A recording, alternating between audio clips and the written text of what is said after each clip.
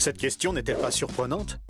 Personne ne remet en question les grands écrits classiques, pourtant très peu attestés par des sources externes. Mais dès qu'on parle des évangiles et du Nouveau Testament, les pires suspicions surgissent aussitôt, quitte à accuser leurs auteurs de faussaires ou de menteurs sans scrupules. Pourtant, les premiers chrétiens avaient une moralité plutôt élevée, et ils ont préféré mourir martyrs plutôt que de renoncer à leur foi. Mais cette incohérence ne semble pas beaucoup gêner les sceptiques. L'accusation classique, exprimée invariablement dans les magazines et les émissions TV, consiste à affirmer que les évangiles ont été écrits 1 à 2 siècles après les faits. Puisque les témoins oculaires étaient morts, les auteurs ont pu écrire n'importe quoi sans risquer d'être contredits.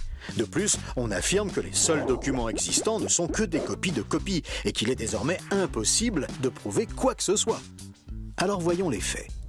Il est vrai que les 2 codex principaux que nous possédons, le Vaticanus qui reproduit presque toute la Bible et le Sinaiticus qui contient le Nouveau Testament, datent du milieu du IVe siècle, soit 250 à 300 ans après les faits. Comparé aux autres écrits antiques, c'est déjà exceptionnel puisque la plupart des écrits anciens ne nous sont connus que par des copies écrites entre 400 et 1400 ans après les originaux. La poésie d'Aristote, écrite vers 340 avant Jésus-Christ, n'est connue que par 5 copies dont la plus ancienne date du Moyen-Âge, soit 1400 ans après l'original. La guerre des Gaules de Jules César nous est parvenue par une dizaine de copies qui datent de plus de 1000 ans après l'original. En comparaison, les copies du Nouveau Testament sont donc relativement proches des originaux. Mais la première grande différence, absolument énorme et unique, entre le Nouveau Testament et tous les autres écrits de l'humanité, c'est le nombre de copies que nous en avons. Même si beaucoup d'écrits chrétiens ont été brûlés suite à un édit impérial romain, on a retrouvé plus de 5000 manuscrits du Nouveau Testament écrits dans la langue grecque d'origine. Si on ajoute les traductions dans d'autres langues de l'époque, nous arrivons à 24 000 manuscrits datés du 2e au 4e siècle. Par comparaison, le texte de l'Iliade, qui compte le plus grand nombre de copies, 643 exactement, est très loin derrière. Ce nombre de copies fait du Nouveau Testament le champion toute catégorie. Mais qu'est-ce que cela apporte ? Tout simplement que ces milliers de copies, provenant de régions éloignées les unes des autres, permettent aux chercheurs des milliers de comparaisons possibles.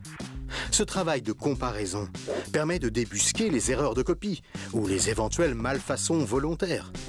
Supposons par exemple qu'un faussaire ait inséré dans une copie le récit fictif d'une relation entre Jésus et Marie-Madeleine. Avec une seule copie, face aux milliers d'autres décrivant sa vie en Galilée avec ses disciples, le faux serait immédiatement démasqué. Ce grand nombre de copies des originaux, éparpillées partout dans l'Empire romain juste après leur rédaction, a constitué de fait un rempart infranchissable contre toute falsification du texte.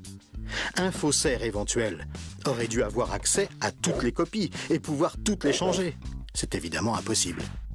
Les experts sont obligés de reconnaître que d'un point de vue bibliographique, aucun document de l'Antiquité n'est aussi bien attesté que le Nouveau Testament. De quels indices sérieux disposons-nous pour déterminer la date réelle de rédaction du Nouveau Testament, Évangiles compris ? Ce sont paradoxalement des ennemis de l'Église qui nous fournissent un premier indice. En 140, Marcion, un hérétique, cite dans ses écrits 11 des 27 livres du Nouveau Testament, preuve formelle que moins de 90 ans après leur rédaction, les écrits du Nouveau Testament existaient et circulaient déjà depuis un certain temps. Second indice, Polycarpe, un disciple de l'apôtre Jean, un homme qui a donc côtoyé personnellement un des 12 apôtres de Jésus, a rédigé une lettre aux croyants de la ville de Philippe dans laquelle il mentionne la totalité des 27 livres du Nouveau Testament. Puisque cette lettre a été rédigée entre 110 et 135, cela prouve que la totalité des évangiles et des lettres étaient déjà rédigées depuis un certain temps, donc très probablement au 1er siècle. Encore plus tôt, en 96, Clément de Rome cite dans une de ses lettres l'évangile de Matthieu, l'évangile de Jean et la première lettre de Paul aux Corinthiens. Nous sommes donc certains que ces évangiles existaient obligatoirement avant. De plus, et c'est capital, cela prouve que le Nouveau Testament a été rédigé à une époque où les témoins oculaires des faits étaient encore en vie. Ce qui dément donc de façon absolue l'hypothèse des ajouts légendaires tardifs. Nous sommes en face de textes attestés et de récits authentiques.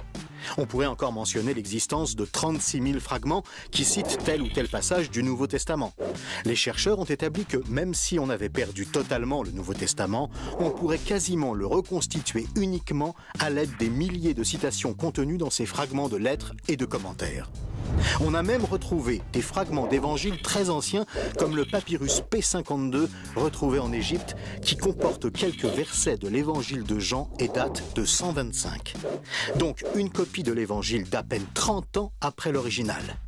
L'archéologue William Albright a conclu de tous ces éléments que le Nouveau Testament a été écrit très probablement à une époque se situant entre 50 et 75. Et John Robinson, un expert de Cambridge, estime même que la plus grande partie du Nouveau Testament a été rédigée entre 40 et 65. Puisque Jésus a été crucifié en l'an 30, ce sont effectivement des témoins de première main qui ont rapporté ce qu'ils ont vu et vécu. On comprend facilement qu'il n'est pas accepté de déclarer autre chose que ce qu'ils savaient être la stricte vérité, même s'ils ont dû le payer de leur vie.